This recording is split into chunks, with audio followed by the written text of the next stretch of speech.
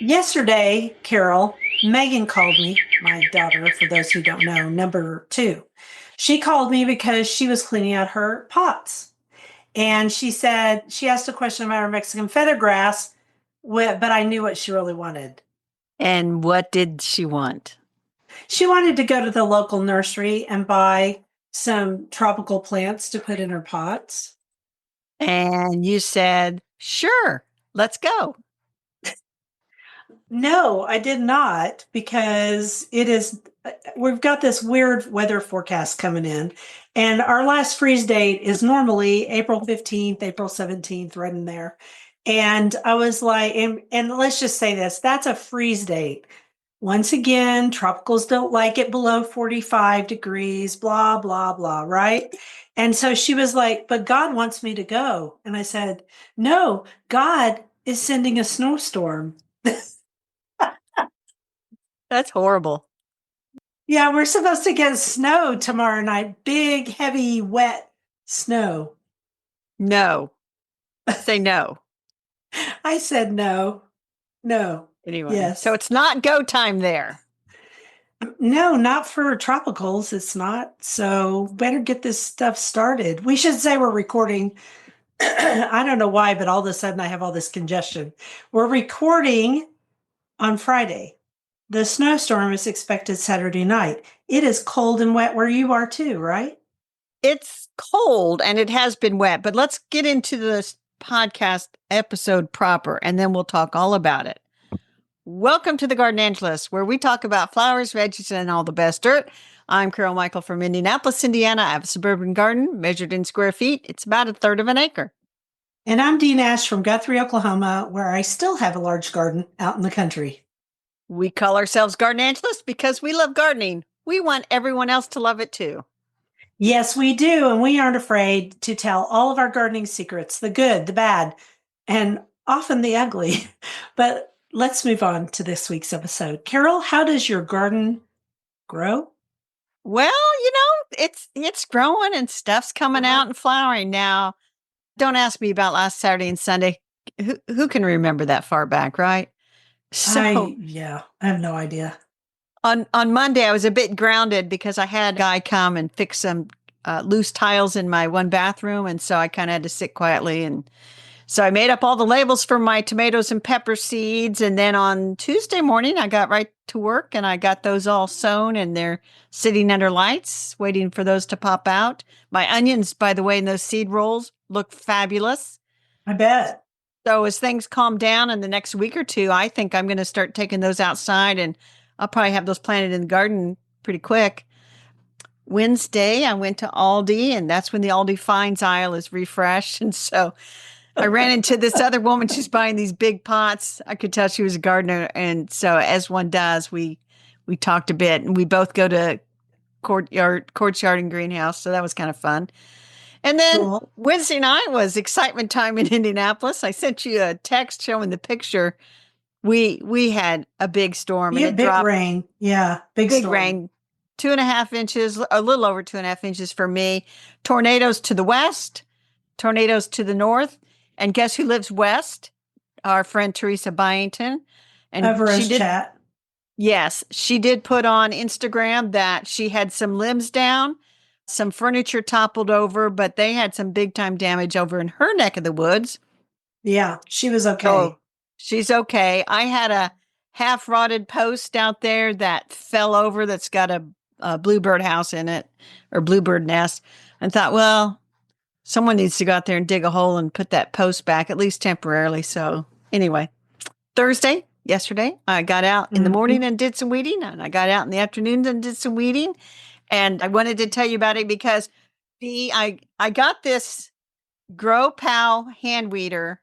This guy sent me an email and said, would you try this? And then a stand up dandelion digger. So I haven't really gotten the knack with the stand up dandelion digger, but this one I really like, Dee. So, Tell and me you said why. you've always seen it. Well, here's two things so if you have a dandelion, you would stick this straight down next to the dandelion, and then lift it out. This thing acts like a little pivot, and you can on the ground lift it up. Then the other thing is that I don't know if it's, but But this also, if you have like a little area that's got little tiny weeds, you can use this to just kind of wipe them out. This little thing acts like a little hoe. That's So I kind thought, of you know cool. what? I've always wanted one, and I don't know why I never had one. My sister that doesn't garden at the condo, she has one. I'm like, I want one. So anyway, that's Grow Pow, and we'll put a link to it. I really like it. It's cool. I It's like it too. stainless steel, so that baby's gonna last forever. Yep. Anyway, that was my week. What about your week, Dee? Oh my gosh. I worked so hard last week. So You said hard. that the week before too. I did. I think I've lost 3 pounds, which is amazing, really. I planted a new to me red bud. I went all the way over last Saturday. I went to Stillwater to my favorite nursery, and it was super hot that day. And I kind of got overheated, so I didn't stay very long. But the place in Stillwater is called Big Creek Nursery. And I don't know if many people outside of Stillwater know about it, but it's a great little nursery because they just have weird stuff. I've bought a lot of succulents there. I mean, why does he have succulent? I mean, he has a whole bunch of succulents. And I've bought like some really cool herbs that nobody has, like high ho silver thyme, creeping thyme, and it's growing in my garden really well. And then he had this, I was looking at the rising sun red buds because when we had an ice storm, that one in 2020, it broke in half, Right. believe it or not. And so I was looking at them. I was trying to decide if I could get them in my car. And then I turned to my left and there was a zigzag red bud. Have you ever seen a zigzag red bud? No, I have not. I've not even heard of one. They naturally grow that way. That's kind of cool. And the limbs grow that way. So it's almost like a walking stick. That's But cool. yeah, it is really cool. So we'll see how it does. And then I've already planted it. And I went and did a video about it on Instagram. So I'll get that link. I also cleaned all the leaves out of the garage border, did a video about that. And then the bed next to the deck and most of the long walled border. And Michelle came and helped me, thank God. And then we laid some mulch. So we started doing this thing where we go, like we remove a certain section of leaves or whatever we need to remove. And then we mulch that area. And then we just kept Perfect. going down the border. And so that way we got two things done at once and it just went a lot faster. And then I started ordering peony cages because I realized now I have time to think about this stuff. And some Right. of my peonies were small. I had ordered them from Peonies Envy a few years ago and they were tiny and now they're not tiny. And I thought, oh, you guys need cages. So I got on Amazon, which we have a link, and I bought some peony cages that are just the standard type that they grow through. But then I found some Essex peony cages. And I only bought 3 because they're ridiculously expensive. So I'm going to put those around the 3 that I moved from up front, my great big So ones. I'm just laughing because the name Essex Peony Cage just conjures up fancy and expensive. I have no idea what it is. I would need you to show me a link or whatever. Now, because I don't cage my peonies. I do because I don't like them. We always get a rainstorm when they bloom, a big It one, and then they attracts the rain. flop. And yeah, I've decided that they and the irises attract rain. And there's That's just something about correct. it. So I Scientific did facts here. that. Huh? I said that's a scientific fact, right? I close enough. And so then what else did I do? Oh, I used my new Hori Hori knife and I dug out more Rudbeckia Goldsturm, and that thing works like a champ for that. I think your So, reader would too. yeah, this would work. Yeah, you could weed out a lot of stuff with this as long as it's not like deep, deep. But yeah, I'll tell you what, Dee, I'm pretty proud of myself because some of those dandelions I pulled out, I'm not kidding. I got like this much root. I mean, 6, 8 inch That's long pretty roots good. that just kind of popped out. Of course, this was right after all that rain. But your That Hori helps. Hori knife, is that handle round? No, it's not round. It's just shaped. And so when you grab it, your hands really fit in there and hold on. I I saw it, and though I have several Hori Hori knives already, I thought I really like the shape of that handle. That one was on, I don't know if it's still on sale on Amazon, but it was on sale. It was one of those flash deals and it was really cheap. Mm. And it was not cheaply made. I mean, It's ferocious, this hori knife. And it has a tulip gauge on it to tell you how deep to plant your bulbs. Sure. And Most of it them has come with all kinds of gauges. stuff. I've never owned a hori knife, truthfully. Oh, and So, I've owned and lost several, so I always lose and them. then I planted 4 more roses Of that came course you from did. heirloom roses. And I put 2 in pots and 2 in the garden. I may cover the 2 in the garden just because they came from California and they're not used to Oklahoma yet. God love them. No, there's a far difference in weather. Yes, there is. Yeah. And they tried to talk me out of taking them. I was like, nah, they'll be okay. And of course, I get a snowstorm. All right. So, it has only snowed in April 7 times since they started keeping records. Well, soon it'll be 8. Oh, it makes me mad. All right. So then let's see. Amazing Grace are the 2 I put down in the garden. Leonardo da Vinci and Parfuma Bliss went into pots. I'll tell about that next, the garden commissions. I also started some special zinnia seeds indoors to get them bigger before they go outdoors, et cetera, et cetera. And then I'll also sow other seeds outdoors. And meanwhile, I've been taking those because now they're seedlings and I've been putting them in pots because, more than one came up. So I've got zinnias kind of scattered in the greenhouse right now. And then I garden coached a client and I'm open for garden coaching and that was fun. I got to finish up her email today. I think I'm almost where I can go visit people at their houses. So we'll see. Yay. Now, play favorites. Man, that was long. I'll do my favorite first. It does Yeah, start with the please. I letter need a drink. E. It starts with the letter E, which is our theme this week. But I noticed that the epimediums are starting to bloom, and those are lovely little flowers, and we'll talk Oh my more about gosh. them when we get to Mhm. the flower topic. But my epimediums are blooming, and again, you're not going to walk down the sidewalk like the neighbor was walking down the sidewalk. I talked to her a little bit yesterday, and she says, "I really love when all those purple things are blooming." I'm like, "The crocuses." She says, "That is so pretty." Nobody's going to walk down the street and say, "I really love to see when your epimediums are blooming." But No, they're you my have to get up close and look at them just like hellebores. Yeah. So we'll talk more about those, but I decided that is my favorite this week. Epimediums are blooming. Mine are too, which is interesting that we're blooming at the same time. I It love them. is. Mine is my Southern Black Haw, which is Viburnum rifidulum.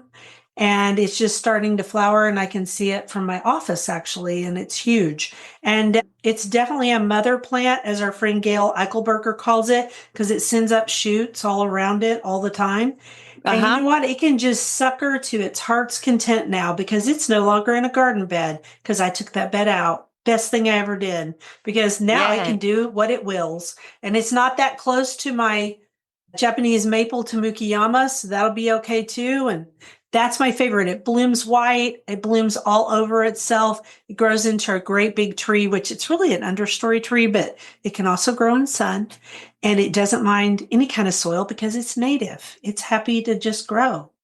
Now, aren't you always happy when the petals fall? And don't you like to see them all over the ground, the petal fall? I do because it kind of reminds me of, I was thinking about that the other day. It reminds me of that tree that is known for its petals falling all at once. I don't It's know not what. native. It's the oldest tree in the world. It's one of the Ginkgo? oldest trees. Thank you, ginkgos. So the shape of the leaf of the ginkgo, my favorite last week was my brain is not working today. My thing that smells so good. Clove currant? Clove Clove currant? currant, thank you. So my clove currant has little fan-shaped leaves that remind me of ginkgo. And the Okay. behavior of the viburnum reminds me of ginkgos. Isn't that Yeah. nice? It is I nice. Yeah. My flower fall this week is the star magnolia is dropping all of its petals. So that's nice. It didn't get to be a favorite, but I guess I gave it a shout out. My magnolia Jane is dropping all of its petals, and it's okay. There's been some beautiful pink magnolias blooming around town, but not in Oh my my gosh, they're garden. pretty. So Let's pretty. let's talk Question about the of the question of the week. week. I'll start with the bottom one first because I'm not kidding. You can't make this stuff up. My youngest sister, that she doesn't pay attention that I have this podcast. No idea that I have question of the week. God. And so this morning, clearly, she sends me a text, 9:30. Is it too early to get some hanging planters if I bring them in for cold It's too weather? early. And I'm like, I wrote back and said, yes. Absolutely too early. Of Yeah, course, it was violas and very much pansies, so. which I might go get a hanging basket of violas and pansies. You could do that, but good grief. And then she says, well, does the greenhouse have them yet? And I'm like, Oh my if she has them, she has just potted them up. God. And so they're going to be, tiny roots. Let her grow them for the next 6 weeks before you buy that thing. Although Yeah. I won't keep her back for 6 weeks. This is the sister that you can't hold her back. And I know what happened. It's cloudy out there right now, but around 9:30, it was really sunny out. And she's in an office building. She didn't realize it's like 50 degrees. She looks out and says, it's spring. I should get a hanging basket. Oh, that sounds like Megan, my Yeah. daughter. Yeah. Yeah, it sounds like everybody. Everybody's been this way. I'm like, guys, just, you know, just wait a little longer. Yeah. And then a garden friend yesterday, she said, now, when do you start your peppers and tomatoes? Because she said she hadn't had any luck. And I said, I think she was starting them like January. And I'm like, that's way too early. I really just literally started them 2 days ago. I'm not rushing them out. We've talked about that ad nauseum. So I did think I should give an update on my other sister's lawn that's all burned up and Yeah, dried. please do. I'd like to know. Well, she got some soil samples from her lawn and her daughter's, and she sent them off to be tested. Thinks she should have results next week.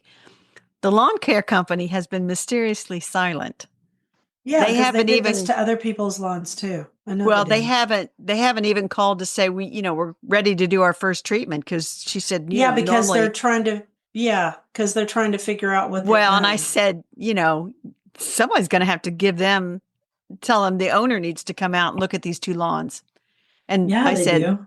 in my mind, the lawn service did this. And she says, yeah, we think so too, because it's only 2 yards. So more on that, because I'm like, if the lawn service did it, in my opinion, they're cleaning it up. They're reseeding. They're putting straw down. Not my sister and her daughter. No. But anyway, I talk all tough. Who knows? The Did mysterious lawn. Did you have any questions other than Megan's? Can we I do, buy but it some goes in our tropicals? flower topic. Okay, then I'll do a quote and we'll get right into that. If you begin and finish your days with thoughts of gratitude, you'll find yourself living from a place of abundance rather than lack. Those first and final moments set the tone for the many minutes that fall in between. Erica Lane. True enough. That's very true. So this week is E, and we have E is for, and let's do the second one first. E is for Echinacea, a native wildflower. We've talked about these many times on the podcast. We like them, except for the double flowering native varieties, but Because they don't really help no. pollinators. Okay, so Beth Teal reached out this morning and texted me, and she said, I do wish you'd talk about the weird varieties. She didn't use the word weird. She'd never said that. The unusual varieties of Echinacea and why they don't do well. And I said, she goes, I love all the unusual colors, but the standard ones perform so much better. And I said, we've talked about coneflowers or not a lot, but I can tell you right offhand, there's a couple of things. One is to get those unique colors is kind of complicated. The only ones that work well for me are Cheyenne Spirit, and that's because it's a seed variety. And he threw, and I've talked about this before, I got to talk to the guy who created it, and he threw all the seeds out in a big field, let them cross pollinate, did that for 5 years. And then they selected the strongest year after year after year. And I have some in my basement right now I'm growing from seed, and they're doing fine. And I also have some, I think it's narrow leaf coneflower, which I find a little hard to grow, but that's a native.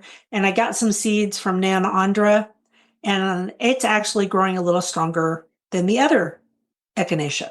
So, but back in the beginning of this, pursuit to find unique varieties, there was purple, white, and yellow. Okay. Right. And an Yellow, I orange. don't, and well, orange wasn't there yet. Was there a native orange? I know there No. was. So there's a native yellow. So it comes from these three colors. Right. All right. So the native yellow, which I can't remember the name of it right now, but they tried. So I know for a fact they tried cross pollinating those, and then they tissue cultured them. And to tissue culture things, the way I understand it, and this is a very layman's version, to get those kind of colors of anything or unique stuff, you often have to take the plants that would normally, by natural selection, abort themselves. And Right. that was the terminology the person used, the scientist. And it just stands to reason that if you do it that way, it's not going to be as strong.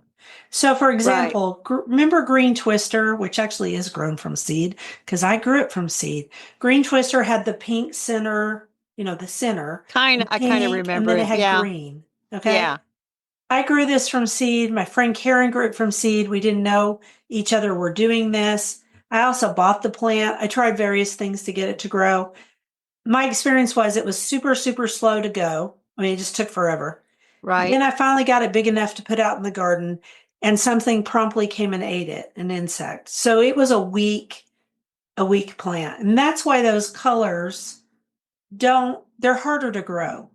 They are. And so, here's what I have read and heard, and you've probably done the same, is when the rush for the colors started, they Yeah. literally, one would show up in color, they would tissue culture it, get a bunch of plants, send them out there. And you have to remember about most perennials: sleep, creep, leap. So the first year it's for sale and it's got flowers on it, but you want to cut those flowers They off pushed because it. they pushed them out there. And so people want it to flower from the first year. And I'd say the first year you plant, you should really cut off the blooms and let that plant really get established. The next year it'll be a little bit better. Enjoy some of the flowers, but don't let it go to seed. Cut those off. And then the third year, when you've got a really strong established plant, then you can have better chance of success of that hanging around a little bit longer. Or just buy it big in pots and then just use it as an annual. Yes. Now, our friends over at All America Selections, some of these echinaceas have recently won some of the All America Selections. Which And ones? I'm curious. Cheyenne Spirit, so right? Cheyenne Spirit definitely is an All America winner. And It's a you don't great know what one. color you're going to get. It's a great plant. Powwow Wildberry, which has that Great pinkish plant. look, great plant. And Suggested then all the time. another one is the Sombrero Baja Burgundy. So I grew sombrero red and sombrero orange and sombrero yellow because they were sent to me as trial plants. They didn't make it past the second year, but you know what? That's okay. They were fun. Yeah. So this one might be stronger. Yes. And then there's the Artesian line, Artesian Yellow Ombre. That one also is an All America selection. Okay, so I have artesian yellow ombre in my garden and I have the artesian red. They've been there for 7 years. Perfect. I got them before they were introduced to the public because I used to get more sample plants than I do now. And you know what? They did great. So there are ones they've gotten a lot better about doing stronger plants. But your Yeah. advice is great. The backlash that they got from garden people Oh, I like us, remember them. they were like, "Hey, you're putting this stuff out way too soon and it's crapping out and our people, we're trying to grow this and recommend it and we just can't." And So coral that's bells are the same way. Some of the yeah, all the heuchera, it's the hookahs. Oh God. exact problem. That Okay, that'll so be moving. H.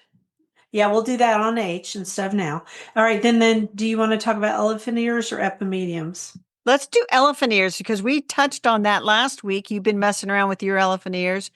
There is one All America selection. I thought, well, I'm over on the website. Royal Hawaiian is Yeah, Royal Hawaiian is one of Dr. Cho's. Anytime I suggest elephant ears, unless you're going to buy the big one, and that one is not invasive in Oklahoma, and I doubt if it's invasive in Indiana, but it sure is in Florida because it just takes off. But it will sometimes overwinter here. The big, I think it's uh, Esculenta.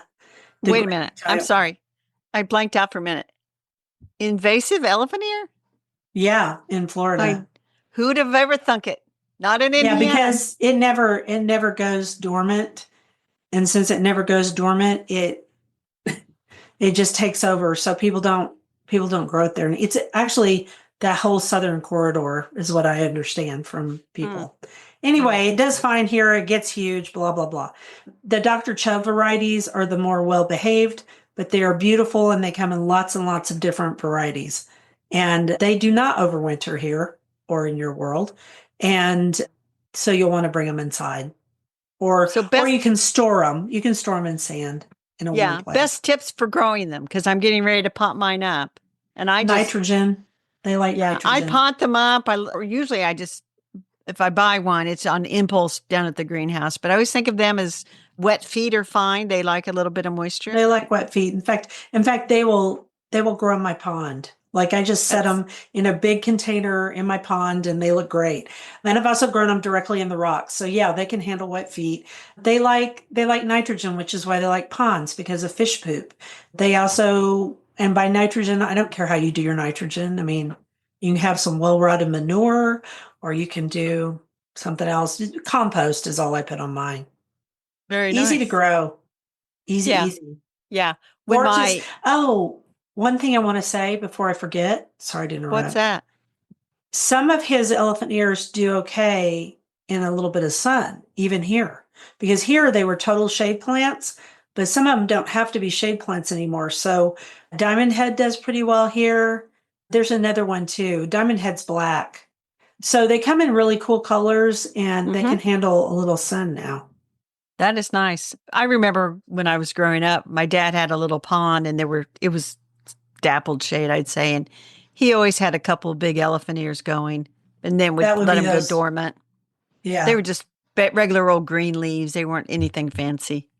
Because we didn't have those then. So Maui Gold is another really good one. And it grows in partial sun too. I'm pulling up while I'm thinking about it, I'm pulling up the one that I wrote for my blog a couple of years ago. All right. We'll include a picture of one of your elephant ears. And now, Dee, we can talk about epimediums. Okay, cool. So I had two brief thoughts. One is they do Uh-huh.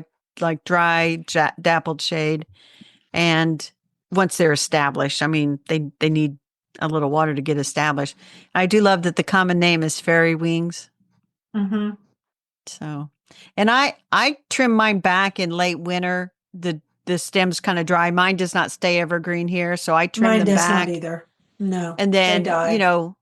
then you see the flowers much better because the flowers will come out first and now all the foliage will come up. And then it's just like a really nice ground cover. And so I have a confession to make about it's kind of funny. Well, there's two What? things so I have some and it's growing gangbusters, and I can tell you it was 2019. I went over to Columbus, Ohio for GardenCom meetup and we went Mhm. to a fabulous nursery, the Groovy Plants Ranch over I there. remember that, the Groovy Plants Ranch. Yeah. They had epimediums for like $5. And Good grief. today you can't touch them for like less than 20. No. So I They're bought a expensive. bunch and I put them under this maple out here in front. And I have just not tended them very well. And so every year, like a little tiny bit comes up, and I'm thinking, well, when I'm about 90 years old, I think those things will have grown into something. But they get I think they get kind of crowded out by the crocuses and stuff. And so the little Yeah, tiny things probably. come up, which normal people, they pull it out as a weed. And I know that's those tiny epimediums trying to make it. So you might weed around those tiny epimediums and I then do. give them a little compost and they'll do a Yeah, lot I better. should give them a little love, and I suppose they would take off. The other That's the really thing dumb, that's really nice about perennials is yeah. they'll limp along and go, "Excuse me." And Could then I if have you some? just give them a Just little a tiny love, morsel, please. Just a tiny morsel, please. I have I, I, several sh- perennials like that. I shouldn't admit that I did this. Like, well, this is such a beginner mistake. I bought an epimedium back in March when I went over to the garden thing over in Morgan County, Yeah, where yeah, yeah. I bought an epimedium and I didn't even think about it. This thing has been growing in a greenhouse and it wasn't hardened off. You I stuck it out planted there, it. didn't you? Yeah, like a doo-doo head. And anyway, I think it's going to be okay, but it didn't look happy one morning. It's like, Carol, I wasn't ready for this. But it's still got Yeah, some greenery and stuff, and I think it's going to be just fine. I think we all do that with something at some point. So I'll just say my epimediums, I have a really pretty one, well, several pretty ones out front, but then I have some over in this shade garden over by the little green she shed. And I think they look beautiful with the maidenhair fern that Mm-hmm. has the black stems. And then behind it, you put the epimediums. And then behind that, you put the hellebores. It's one of my favorite places. Too bad it's Tickville, too. Yeah, I was going to say, don't go over there, Dee. So I do have a bunch of epimediums in the back as well. So they do really well back there. So do a quote. People Let's should talk grow about, them. They're they easy. should. They should. Let's do vegetables now. Oh, we forgot to mention that they have heart-shaped leaves, Okay. They have heart-shaped leaves which is nice too. All right, next quote. and they're variegated. Some of them, they have beautiful coloration. They're not just plain green. Yeah, the blooms are really just an added bonus. Really, the leaves are what make them special. There you Okay, go. moving on. Morning is the best time of all times in the garden. The sun is not yet hot. Sweet vapors rise from the earth. Night dew clings to the soil and makes plants glisten. Birds call to one another. Bees are already at work. And that's from William Longgood, which I don't know anything about him. I don't either, but I have to laugh. We wrote night dew dings in the soil instead of clings. Yeah, I'm I like, didn't say that. I know. And I'm like, I would have really like night dew dings. Anyway, for E, for there are two Eh, vegetables that we're going to talk about for E. One is okay, edamame, never grew it. and I have soybeans. Really? Hmm. How'd that go? Excuse me. It went, yeah.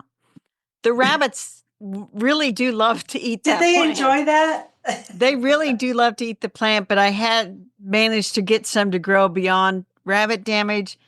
And yeah, Yeah. then I had some edamame, and it's like steamed and lightly salted. It's very delicious. Yeah, it is. I love edamame.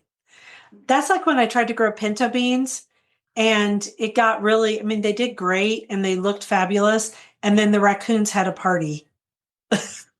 Speaking of raccoons, last night at I 11:30, hate them. I heard these really weird animal noises outside my bedroom window last night. And I thought, is it It raccoons could fighting? be. Is there one No, in they aren't danger? fighting. And I keep thinking, I need to go over there and check that area. I'll do that after the podcast. But anyway, so Oh, the soybeans are easy to grow. They're like a green bean type thing to grow. You got to get them mhm. established. I mean, I'm living in the middle of soybean country here. That's farmers grow soybeans like They crazy. can't be that hard to grow, right? No, and these are different. These are when you think of soybeans, you think of about little round beads. These are flat green things, Yeah, like they're you kind of get on a flat. yeah. Mhm. They are kind of slow growing. You do need a bit of patience, but they are a good source of protein. And if you can keep the rabbits from devouring the plants, you know, it's kind of a fun thing to grow. I went out there yesterday and I was putting these two tours that I used to have down in the lower garden. I thought, oh, I'm going to put those in the kitchen border. Something's been eating my daylilies. I'm going to guess it was a deer. And I'm like, dang deer. Oh, well, it is what it is. All right, moving on to eggplant. I've grown a lot of eggplant. A You lot. have Yeah. Not this year. it's no Want to know why? too high of histamines Yeah. or whatever. It's a high histamine, one of the highest histamines, along with tomatoes, my other favorite thing to eat, Yeah. some peppers, and oh, avocado, which I'm like, that was my whole diet before I got MCAS, darn it. All right. So anyway, eggplants. My favorite eggplant to grow are the Asian ones. I've talked about that before. They produce a lot of fruits. Fairy Tale is an AAS winner because I know because we've checked before. That Yes. plant deserves its AAS designation because that plant produces till the end of time. And there's a great recipe on my blog for Thai basil eggplant, which used to be my favorite dish. So those of you who can eat eggplant, I hope to next year. enjoy. And oh, you're going to tell them how to grow it. Go ahead. Easy. Well, eggplant is as easy to grow as tomatoes and peppers because it is related Easier. to tomato peppers. Yeah. And so you can start it from seed. You can buy the plants. If you get one, like Burpee came out with meatball a while Yeah, back, which is cute. a Very cute. huge, heavy fruit, Hmm. or the Oh, I was thinking of the classic. other one that's little and round, but sorry, I just should have looked it Oh, up.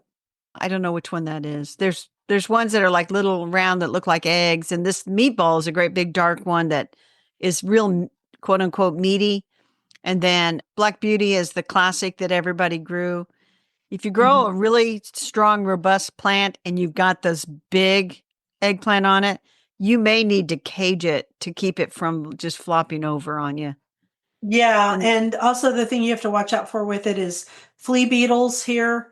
Flea beetles definitely, love eggplant with a special kind of love, and there's various things you can do to get the flea beetles off.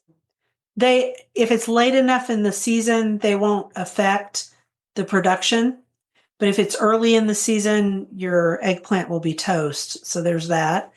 You can smother them with various oils. You just have to watch out on timing, blah, blah, blah. And then you listed all of the All American winners, which I didn't see until now. And I've grown most of them. I've grown Icicle. I've yep. grown Hansel. I've grown Gretel. I've grown Fairy Tale and have not grown Patio Baby. I grew Patio Baby. It's a smaller plant. Now, here is the surprise, unwelcome surprise to some people. Eggplant has little thorny, stickery things on it. So you do Yes, it need to does. be careful just grabbing it. You want to carefully cut off that eggplant because I It mean, you can hurts. tell at the store that how there's little spiny things on top. So that hurts when you get those in your It's where the flower is, the yes. top, the top part, which is the stem. But it's the little cap that goes on the flower when it's blooming. That's what has the little spiny things. And you also need bumblebees to pollinate your eggplant or somebody, but here they're bumblebees or carpenter bees because I see them out there and they're hanging from that purple bloom. It's a very pretty plant to grow, needs a lot of Yeah. sun, needs a lot of good fertile soil, not hard. Yeah. Not hard. Oh, to germinate it, I have to use heat mats. And if I you're going to germinated without start, it, you without didn't? heat. I couldn't get it to germinate. I don't know why. But with heat mats, it germinates really fast. And then you'll want to start it right now or a little earlier, really, the seeds, Yeah, or this is buy some one I would have plants. started mid-March if I was gonna. Yeah, I would have too. We're past mid-March, aren't we? Yeah, you have to stop and think, what day is this? This is It April the feels like 4th. mid-March because it looks like it outside, but it is not. Yes. Okay, anything else you want to say about any of our No, I'm E's? good. I'm good on edamame. I'm good on eggplant. We didn't talk about endive. There's other E's, but we're not going to talk about them. I'm not going to grow endive. All right, moving on to the next quote. It is a good rule after reading a new book never to allow yourself another new one till you have read an old one in between. If that is too much for you, you should at least read one old one to every 3 new ones. C.S. Lewis. Do you do I've that, Dee? never heard, no, I do good to read any books at all. And yeah. So between all the books that we read for the podcast or skim or whatever we do with them. Yeah. So our book on the bookshelf this week, you want to hold yours up too? It is Start with Soil, which mine's backwards because we pinned me to this deal. So Start with Soil, Simple Steps for a Thriving Garden by Juliet Sargent. And this was sent to us by Steve, Yeah, who at always Quarto. makes sure, This which is is a Quarto. Francis Lincoln imprint from Quarto. Yeah, because it's a Royal Botanic Gardens Kew. I've been there. It's a It's British a book author. from them. And you know what? This is a really good book presented in a very simple manner with lots of photos. And if you're a brand new gardener, heck yeah, you should. They're right. It does start with soil. Go ahead. What do you Yeah. want to say? Yeah. Well, the book comes out on April the 29th, so we are previewing it ahead of time, and we are grateful to Yep. have these review copies. Yep. I liked it, even if you're an experienced gardener, because sometimes I think it's just plants, plants, plants, plants, plants, plants, plants, plants, No. plants, plants. And you know what? If you don't have great soil, if you don't haven't been working on your soil like you've been working on yours for years, Yep. then it surely makes a difference because I was talking to a neighbor the other day because I was planting my new peony, and he said he didn't think he had a good place to plant a peony. They didn't have good soil. And I'm like, well, you didn't bring in good soil. And I just go through that old story about how I had all kinds of topsoil brought in here. But because I knew Mhm. that, the soil makes a big difference. And once you get that garden going, if you have soil problems, you do need to fix them, which is kind of goes back to why I told my sister before you just madly reseed your lawn, which it needs to be done, test your soil, know what you're dealing with. Yeah, because I don't know what's in her soil and it might last a long time. Let's hope not. Let's hope they didn't use anything really bad. So I have a soil problem right now. You do, Dee? I have a confession. Yeah. Those red sky hollies that Southern Living sent me a couple years ago, they were doing great until they weren't. And all of a sudden they weren't. And you know what I think's wrong? Your soil's not acidic enough for them. Exactly. So I'm going to go out there as soon as it quits raining and put some sulfur in the soil to acidify it around them the same way I do blueberries. Because I've grown other hollies and done just fine. But these particular hollies are very unhappy. They lost all their, well, not all their leaves. They lost a measure of their leaves. So I'm going to cut them back, put some put some sulfur in the soil because the rest of the soil is good. It's just that it isn't acidic enough because in Oklahoma our soil is super alkaline, which is why we have trouble with azaleas, camellias, all these southern things that we should be able to grow easily because they can in Virginia, but we cannot easily because our soil is Soil. alkaline. So the chapters there's 4 sections to the book. What is Yep. soil and why it is important, where she talks about soil structure, function, and biodiversity. Getting to know your soil, which Yep. is very interesting. Gardening for better soil, but about composting, mulch. The case against improving your soil and feeding your plants. Why is there a case against that? Protecting your soil, no dig gardening, rain gardens, and then what to plant for healthy soil. And so, So I'm going to guess on there's that movement right now. So I like how she puts this in here. So on page 84, which is the case against improving your soil and feeding your plants, which, really the new terminology is not feeding your plants, it's improving your soil, right? That's right, that's old terminology. And then, but it says traditional wisdom and then lean and mean. And of course, lean and mean is, oh, that's interesting. So this is a very interesting chapter. And I'm in the traditional wisdom camp, which is if you want to grow something and grow it well, you're probably going to have to improve your soil, at least in my part of the world. Someone actually wrote me from Georgia. Her name's Lady Yaya she's a longtime follower. I follow her. She's in Georgia and she has red clay. And she said, I envy your soil when I was planting that zigzag tree. right. She said, because we have Georgia clay. And I said, well, we have Oklahoma clay, but I've been improving it for 35 years. So it's friable and falls apart and it's fabulous stuff. But it took a long time. And there's still clay. I found some the other day when I planted something. I said, oh, hello, clay. Oh, it was those roses. Yeah. So I, Interesting book. yeah, I've just had a chance to go through it, but there's some things I'm going to read deeper in because even though I took a soil science class in college, Yeah, me that too. was 40 years ago.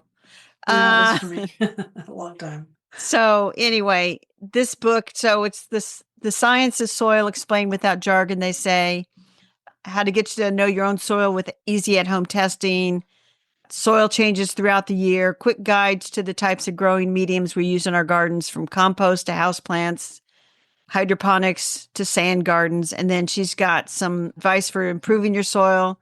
She does talk about no dig gardening, hugelkultur, rain gardens is all included in here. And then how plants help the soil too. So choosing the perfect plant for your soil type. That's Huh. hard for some gardeners. They It think I is should because they want to grow camellias, azaleas, rhododendrons, yes. Yes. and apparently my red sky hollies, which I actually love. So I'm going to work on those. I think I There can you fix go. them. We'll see. So it says this is created in collaboration with the world-renowned Royal Botanic Gardens in Kew and written by leading garden designer and soil expert Juliet Sargent. This is the must-have guide for a thriving garden. This I'm very happy to have this, and I will be having some further looks at it. Start with And the soil. thing is Q is the place I went that has the big long borders, and along with the fancy greenhouses. And these big long borders, they tried to grow a bunch of United States natives in them, and it didn't go so well. Yeah. They were having a lot So- of trouble. And I found that very gratifying that they were having a lot of trouble, not because I wished them trouble, but I was like, yeah, you guys are the gardening experts for everybody. And yet it's not as easy as it looks. So, Well, there. especially for prairie plants. So it has step-by-step projects, plant profiles, troubleshooting pages. Yeah. So I do think that the answer is always in the soil. Start with Soil, Simple Steps for a Thriving Garden by Juliet Sargent. It's a great book. And I tell all my garden coaching clients, I'm like, the soil I see, I mean, most of the time it's compacted and unhappy and has had no love and no compost ever. So I don't usually see good soil. And everybody wants to talk about plants, but you need to fix your soil first. That is true. All right. On to the next quote and our dirt. The world needs the home. If there are only workers and no homes, then men will become nothing more than a piece of machinery. I should have said man. Children will certainly be trampled. Beauty will be drained out of life. And that's by Leila Marie Lawler. I wish I'd read it better because I think it's a very good quote. Yeah. Maybe we'll just actually put the quote in the newsletter and then people could read it themselves. Yeah, because you know what? That goes back to Grandma Core. Everything goes back to Grandma Core. It does. So the dirt was, we found these articles in these mentions that says, does bird song help plants grow? And I do want to tell a funny story. I swear I went outside the other day and the birds were singing weirdo, weirdo, weirdo. And I'm like, excuse me?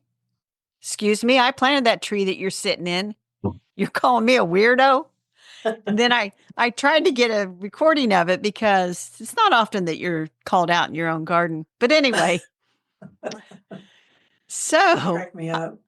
I did a search and it says, how might birdsong aid plant growth? And then it says, what bird was singing weirdo, weirdo, weirdo? You know what? I never Look up know. the bird song? No, I didn't. Weirdo, weirdo, weirdo. I just like, thanks a lot. So anyway, obviously, other than corn, plants don't have ears. Did you get it? I get it. But the sonic vibrations could nonetheless impart benefits, they think. I looked up your bird song too. Yeah. Exposure to sound wave.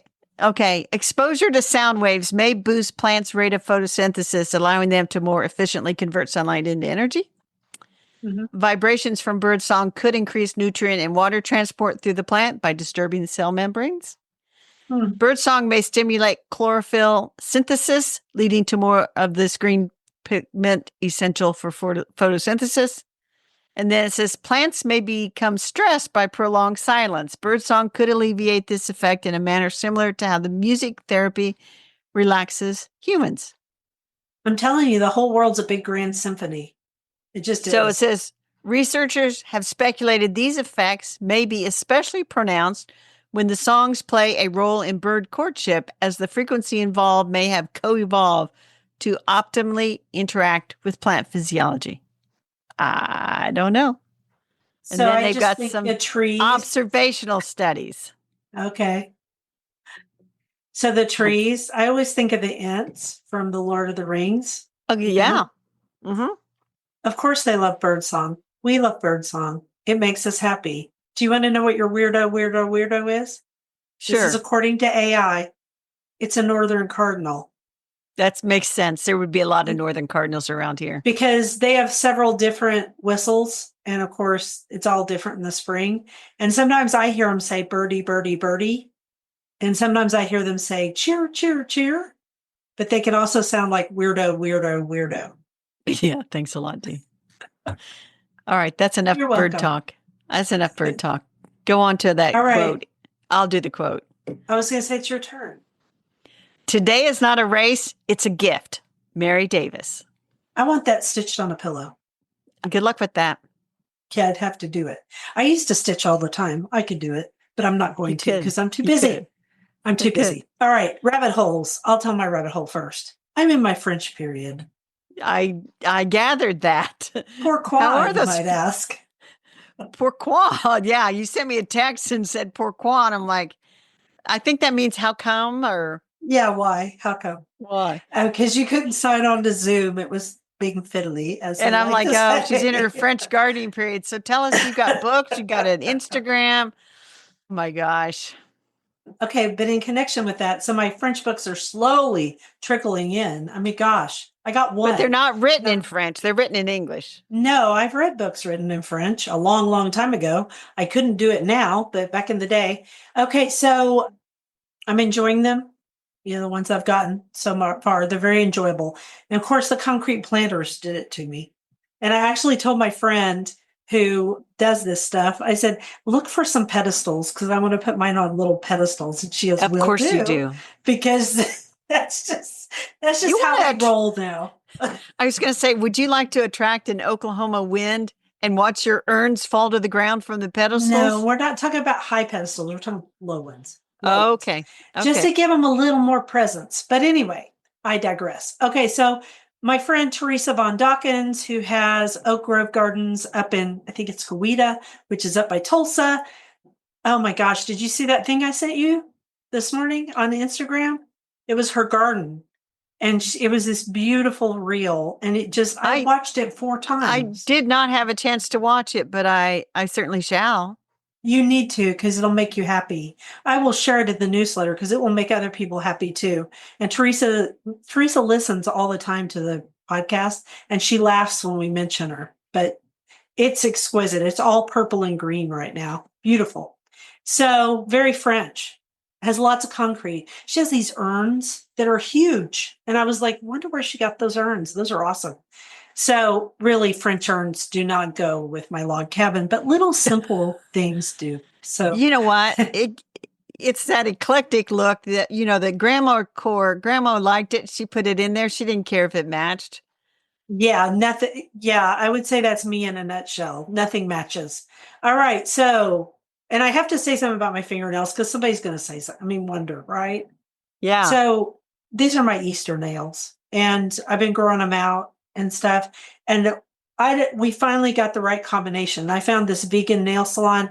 I love these people. It's 3113 Nail Salon. And the owner and I had a long talk yesterday before I went to get my nails done because I was there a little bit early. And it turns out that she was a fashion designer and she worked in New Really? York and she worked in Los Angeles. And then when COVID Wow. happened, I know when COVID, her name's Natalie. Shout out to Natalie. And it came up because I was changing my appointment and I asked you if we could record in the afternoon. And she goes, what are you recording? I said, my podcast with my friend Carol. And she goes, I didn't know you had a podcast. And I said, yes. And so we got into this long conversation. And in the midst of that, she tells me, and of course, she's a fashion designer because she always looks beautifully put together. And I got to tell her how much I appreciate her nail salon because it's clean beauty. And her whole career collapsed in COVID No because doubt. nobody bought fashion. Remember, that was the time of the sweatpants. Grandma core. Yeah, girl. So anyway, Natalie, shout out to Natalie. And no, my nails don't always look this good, but I wear gloves.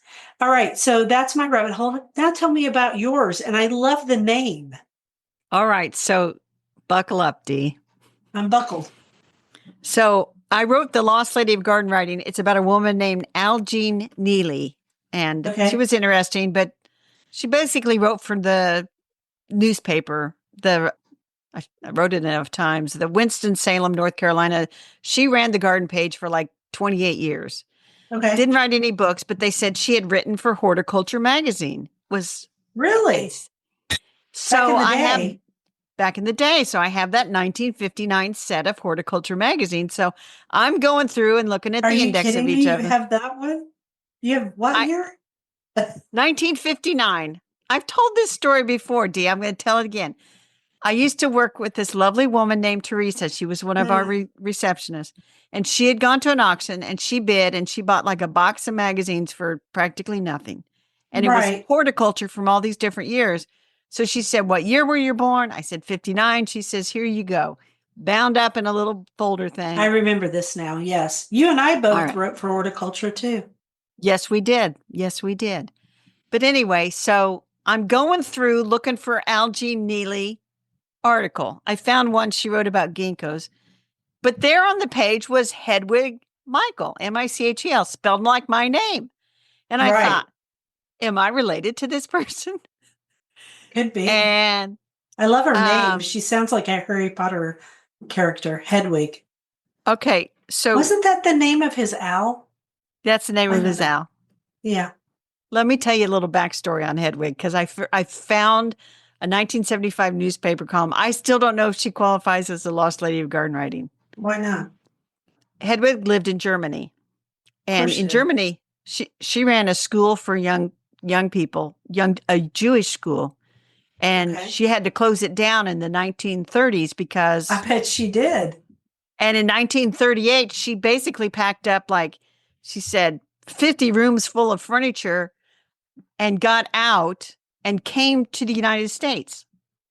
And then in Okay. 1940, I'm glad she got out. in 1940, she went from New York City to Estero, Florida,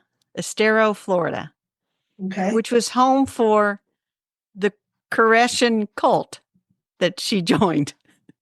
She was a what? The Korean cult. She was a So- cultist? Okay. So with the Hedwig, Korean, girl. okay, so the Koreans were established in the late 1800s by a physician in Chicago who claimed to have had some visions that he was the new Christ. Where And they he- always the new never mind. So, and that he had the secret to immortality. So he Okay. convinced 200 people, families, to move with him to this place in Florida because he couldn't get them to establish in like Chicago or whatever. So they had like, I don't know, a couple hundred acres. And they had housing, they had printing press shop, they had machinery shops, they had a bakery.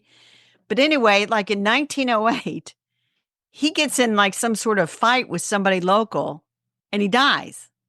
And so he had told everybody that, he's immortal. So he was Jesus. So the cult members put him in a bathtub in their main meeting house, which is called the Planetary Council. You really did mean buckle up. Okay. And for 3 days, they waited for this guy to rise from the dead until the local authorities like you got to bury the body. So anyway, but he also believed, that the world was, and I don't know exactly, that we're on the outside and that inside in the center of the earth is where the sun, moon, and stars are. And so we're convex instead of concave, or I don't know. That if you looked the right way, you would be able to see from Florida to Chicago if you just got the right spot. I don't really understand. But on top of that, the earth is very dense. That doesn't even make any sense. Okay. So he dies in like 1908. Well, this Korean community continues. Yes, and so Hedwig joined. Well, apparently Hedwig learned English. She had gotten a hold of his book. Okay. And that's how she was reading it to learn things in English. So when she came to the United States, she went down there to live there. Well, she kind of ended up in charge of the place. And a lot of people thought that she was more of an opportunist and entrepreneurial. And some of the original members still alive when she was there complained because she'd drive around in a black Cadillac. They felt like they didn't have, enough food or whatever. She brought in a general store. My eye twitch. She brought in a general store. She ended up being the president of the group. And the organization was run by the Planetary Council, which was these 7 women. Okay. And so she wrote an article for Horticulture in 1959 about some houseplants or tropical houseplants down there in Florida. And then I found another article she wrote about, he's probably famous to people in horticulture. I can't remember his name, but she said he was like the patron saint of gardening for Florida. I can't remember his name, but there's a botanical garden named after him. So that's why I'm saying. Yeah, I don't know. She's a bit controversial. Yeah, well, she's controversial. Yeah. I Anyway, don't know. Depends on how much she wrote about horticulture and not about the cult. well, So, they had they would have concerts and plays, and the people from around the area would come like it was an entertainment venue. And they said people like Thomas Edison, who used to go down there, and that he and his wife would often go there for the play or the concert or whatever's going on. They generally hung out there. She well, the made it. 20s and 30s were a really interesting Well, this would have time. been like, yeah, yeah. So Or the anyway, 50s, yeah. There was all this she discovery going on, and then, in the 20s you had all that spiritualism, and then later there was more discovery. so what Hedwig did was she donated the property to the state to become Corson State Park. And you can Okay. see videos on YouTube, and they've preserved the buildings. They preserved some of the furniture and stuff. So you can see how the cult members lived during that Okay. time. And then she was known as the last Christian, and she died in 1982. Though some people in this one article from 75 think that the last Christian was this guy that died in 61, that the rest Okay. of them were just like that, like she'd found a group to exploit, and she kind of ended up running the whole thing. Pretty Interesting. Well, there you go. interesting. Do you think you're related to her? Well, I sent a note to my aunt. I says, I don't think we're related, are we? And she says, not that I know of. Here's why I don't think we're related. Hedwig was a Jewish woman from Yeah. Germany, and we did not have anybody Jewish in our family that we know of. At one time, she was married, but as she said, they got a divorce, and her husband ended up in Scotland. He said he would have, if he hadn't left and gone to Scotland, he would have ended up in an oven, and she would have ended up in an oven. Wow. They would have been captured by the Nazis, and they would have been put to death. But anyway, so she got out of Dodge, so to speak. That's crazy. There's my rabbit hole, Dee. Phew. I told Makes you to mine buckle look. up. Yeah, no kidding. So All you right, don't garden think she's a lost commissions. lady? No, not unless she But wrote more stuff. I no, mean, I don't. no, I think she actually wrote a book in German back in 21, but it's about kindergartens, that schools. doesn't count. Let's Garden talk about it. commissions. Yeah, let's do those. You tell us about what You you're want me to doing, do Dee. mine since you're tired Yeah, now? Okay. I'm tired. I'm going to pull all of my tinder pots, the ones that I had dragged out of the greenhouse. I thought I'd have to drag them back in, and indeed I do. So I'm going to drag those back in. And then, because there's only 2 chilly days, and then we go back to spring as though this madness never happened. And then I'm going to pull the established potted roses up against the south wall of the greenhouse for extra warmth because you get the warmth off the greenhouse and the reflection of the sun, and there's brick under it. So that's where I put things when I want them to not die. And then I'm going to cover the two out in the garden that I just had to plant because I was stupid. And then I'm also going to slip one of my glass cloches over the one perennial, which happens to be Russian sage, that I just got tired of looking at in the greenhouse because it was miserable. They don't really like to be in the greenhouse. It's too humid, it's too everything. So I had stuck it outside. So I'm going to cover it because it's got too much tender stuff. Then everything else will be fine. And then I'm going to plant the Zephyrdin rose that's supposed to show up today, but not until after the 2 days. And I'm going to keep it in the greenhouse. And then I'm going to plant some shrub I ordered at the same time. I did not look it up and I don't remember what it is. I think I was going to replace one of my red skies with it. I do these things periodically. And then let's see, I'm going to assemble the three fancy peony supports, which we're going to link to. And that's it. How about you? So I got a in lot to between do all today. we're supposed to get a lot more rain again tonight. Like they're talking We are inches too. again. And then So snow. I'm going to weed as I can. I'd like to mow in front because some of my neighbors have they have their lawns mowed by a service. And probably just want to get paid. Yeah. So, but when I hear a mower, it's like I always look out. Do I need to mow? Yeah. Do I need to mow? So I'm going to tend to my seeds and seedlings. I might get one more flat of violas to plant out by the mailbox. Probably will get one more flat of violas to plant out by the mailbox. This coming Thursday, I'm going to the Garden Club of Indiana has their big state convention, which I hadn't planned to go to, and I'm not really going to. But our club drew low number or high number or something. And so we got stuck with running the registration desk. Yep. So me and another lady, I took the last shift on the second day. I'm like, who could need the registration desk on the last day, second day? So I'm going to do that. And then National Garden Bureau has their author event that we did in the fall. Yeah, Remember? yeah, yeah. Yeah, we don't have to do it, do we? We do not have to do it. Oh, good. Good. Yeah. Because sometimes they volunteer us for something and we go, huh? Do we? No, it's not us. But I signed up Good. just to go as an attendee to listen to the authors talk, and that's on Yeah, because the Thursday night. authors are So interesting. Yeah. we'll put a link for last minute registration since on Thursday. So and also Yeah. I got started on my presentation for the Herb Society, so we'll add a link to that in case somebody wants to register for $10. Oh, Okay. and I got to pot up caladiums and elephant ears. Great. You want to know what I was looking at out there? What are you looking at now, Dee? It was a bluebird. And it was Oh, flashing nice. around and flashing its blue everywhere. But then it went in the shade and it just looked like a little brown bird. Because remember when Yeah, we talked about that? yeah, About yeah. bluebirds? And actually, I think it may not be bluebirds that do that, actually. It may be the other birds. Blue Yes, the jays. I can't bluebirds. remember. The You know what? I color only used to have a shows up. photographic almost memory. That's all gone. That's gone. I don't have it anymore. Oh, and All right. speaking of Anything gone, else? we're going to be gone now because I'm wrapping us up. Thank you for listening to The Garden Angelist. Hit that subscribe button so you don't miss a single episode. We publish every week on Wednesdays at 12 a.m. Eastern Time. And if you subscribe to our free newsletter, and you should, you will get a link to listen to the podcast a whole day early and links to all the products we discuss. And some of these are affiliate links. And if you want to help support us, use those affiliate links. If you buy something after clicking through them, we're in a small commission and it costs you nothing.